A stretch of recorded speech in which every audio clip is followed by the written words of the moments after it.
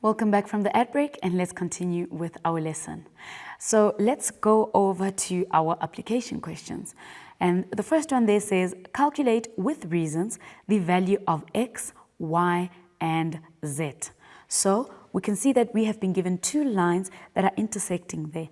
And where they are intersecting, they are forming angles. So we are supposed to calculate the value of x, the value of y, and the value of z. Let's start with the value of x. So as we can see there, we have been given a value of 104 degrees, and that is the only value that we are given. From that one value, we are supposed to now find the other unknown angles.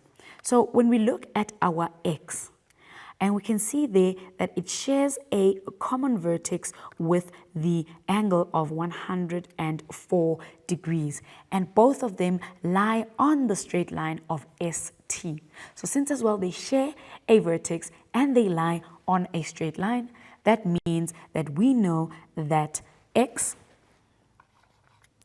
plus 104 degrees will be equals to 180 degrees, and the reason for this will be angles on a straight line.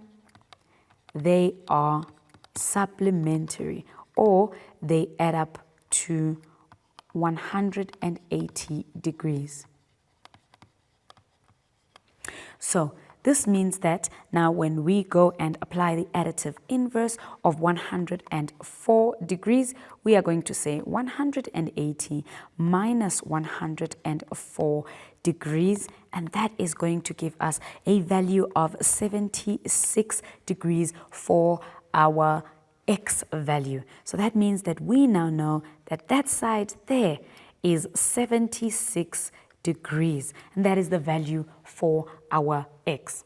Now, when we are calculating the value for our y, we can see that again, going back to that common vertex, and opposite that common vertex is that 104 degrees that we were given. So when angles are opposite a common vertex and they are formed by two lines intersecting, we know that those two angles are vertically opposite. And what do we know about vertically opposite angles?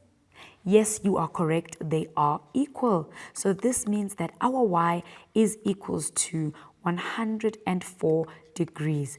And our reason for this would be that vertically opposite angles, we know that they are equal. So vertically opposite angles are equal. What about, let's just write that in so we know that we have calculated that, and that is 104 degrees. What about the angle of z? How are we going to calculate that angle over there? We can see that angle x and angle z are vertically opposite to each other. So that means that angle z will be equals to the same value as angle x, and that is 76 degrees. And again, our reason will be that vertically opposite angles, we know that those vertically opposite angles, they are equal. And just like that, we have calculated the value of x, the value of y, and the value of z. Let's move on to our second question and see what we have there. So again, here we are asked, calculate with reasons the value of x, y, and z. Now here, we have not been given any angles. Instead, we have been given our angles as expressions.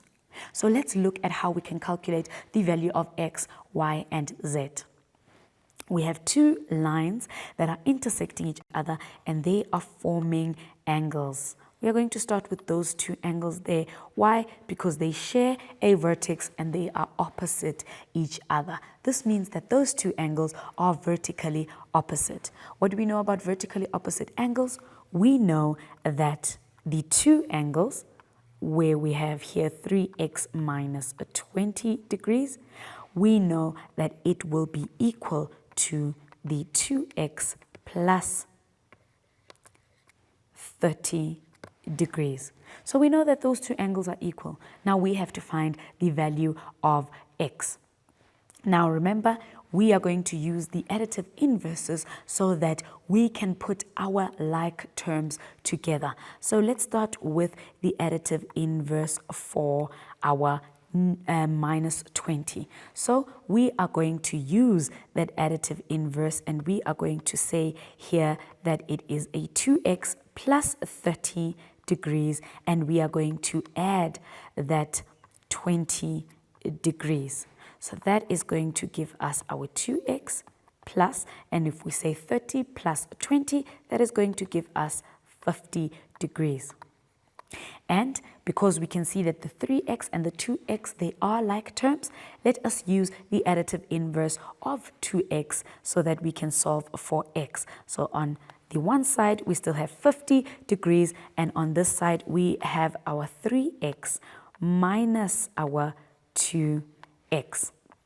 So 3x minus 2x we know will give us just 1x, and we know that that 1x is equals to our 50 degrees. So that means that the value of x is 50 degrees.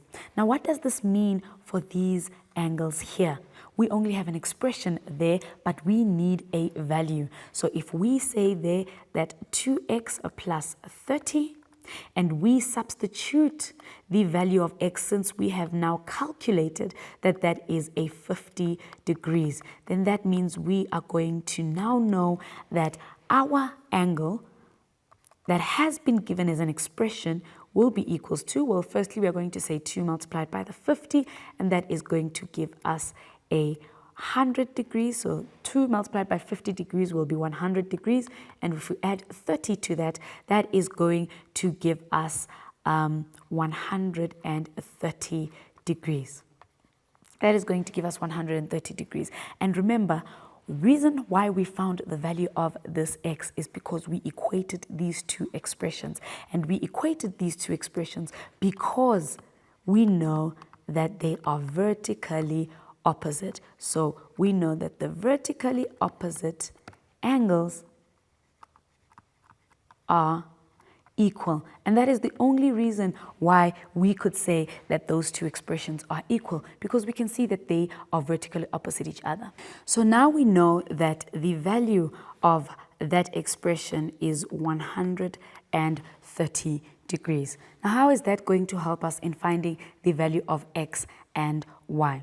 Now, if we look at our y there, we can see that it is on a straight line with that 130 degrees. So we can now go and calculate that value for our y.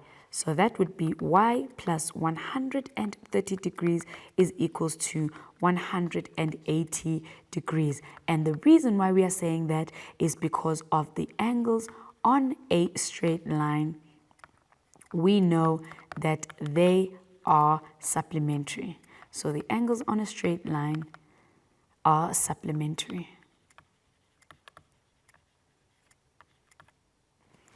So when we use the additive inverse for 130, we can say here that y is equals to 180 minus 130 degrees. That means that our value for y is going to be 50 degrees.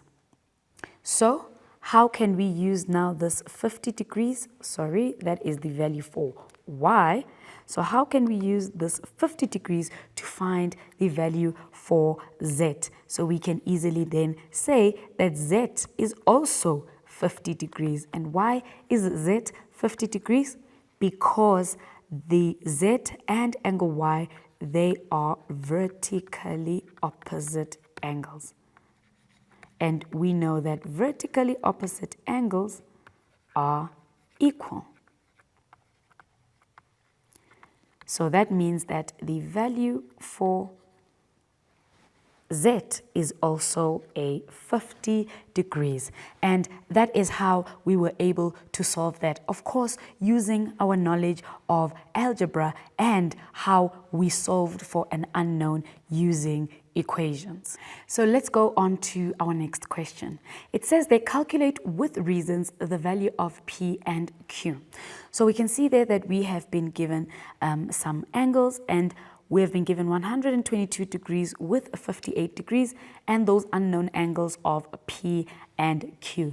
And of course we have been given that block there, which we know represents our 90 degrees. So let's start with calculating angle P.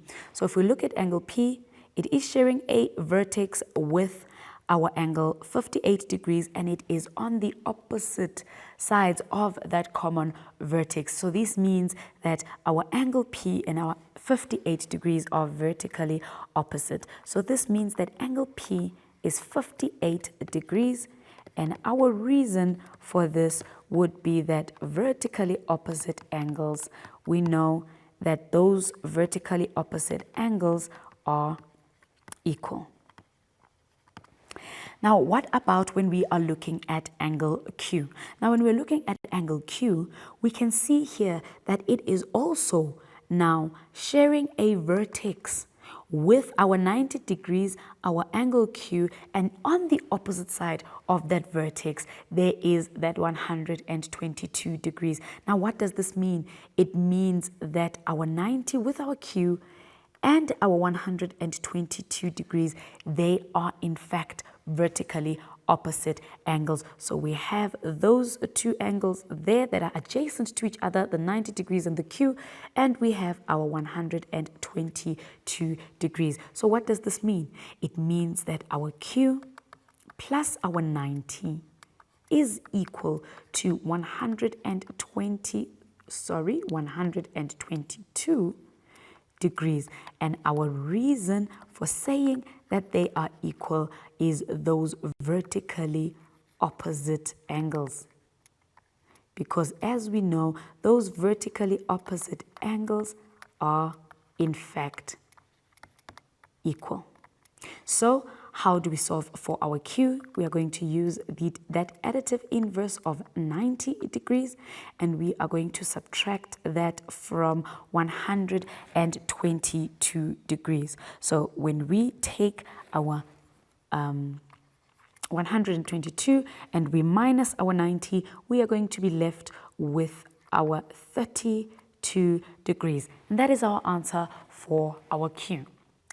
So if we look at those two unknowns that we were asked to calculate, angle P and angle Q, we found different values for them. We found 32 degrees for Q and 58 degrees for our P. But if you look at them closely, now the question is, are they vertically opposite? Because they do share a common vertex and they are on opposite sides of that common vertex. But now, why are they not equal? Now, the reason for this is because, remember, for us to say that vertically opposite angles are equal, it doesn't only depend on them being on opposite sides of that common vertex, but it also depends on them being formed by intersecting lines. Now, if we look at angle P and 58, they are formed by the two lines ST and CD, those two intersecting lines.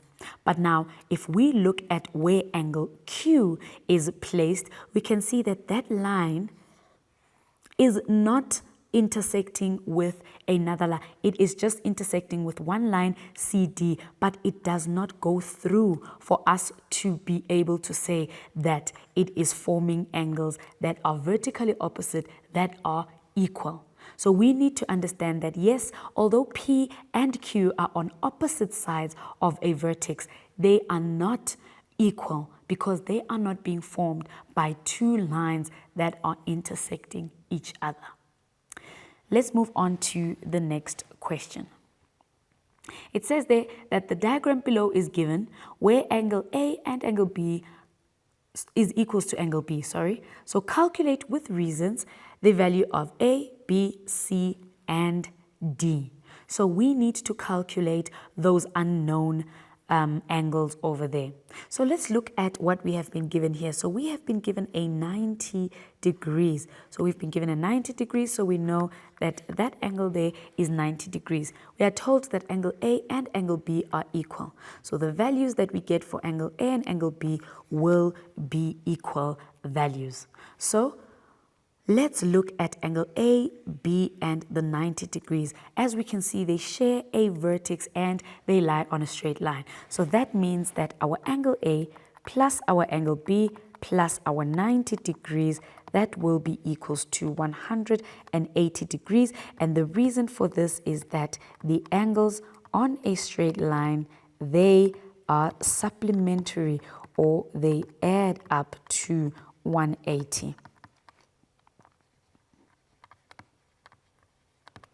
But now, since angle A and angle B are equal, then I am going to say here, or we are going to calculate for A and angle B by using the additive inverse of 108, the additive inverse of 90 degrees, and we are going to subtract it from 180 degrees. So we have here angle A plus angle B, and if we say 180 degrees minus 90 degrees, that is going to give us 90 degrees. Now, we know that angle A and angle B are equal as we were given in our statement. So since both of them added together is equals to 90 degrees, that means that we can just say that our angle A plus our angle A is equal to our angle B, and that would be equals to the 90 degrees divided by 2, and that is 45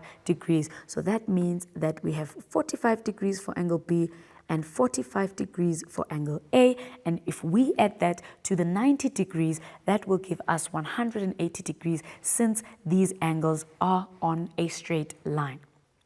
Now, what about angle C? Now, if we are looking at angle C, we can see that angle C and angle A with the 90 degrees are vertically opposite each other. So there we have those two lines that are intersecting, and on the opposite side of that vertex, we have our angle C with our angle A and the 90 degrees. So that means there that our angle C is equals to our angle A, which is 45 degrees, plus our 90 degrees, which we were given. And the reason for this is that they are vertically opposite angles. And remember, we said they are only equal because they are formed by two lines that are intersecting, and they are on opposite sides of that common vertex. That means that our angle C there is equals to 135 degrees. What about our angle D? So if we have 135 degrees there, again, we can see with those two intersecting lines that angle B and angle D are vertically opposite each other. This means that angle D is also equals to 45 degrees, since angle B is equals to 45 degrees. And of course, our reason for this is that those vertically opposite angles, they are equal. And that is our calculations for our unknown angles. So that angle there is 45 degrees. Let's quickly go to an ad break, and then we'll see you just now for the rest of our lesson.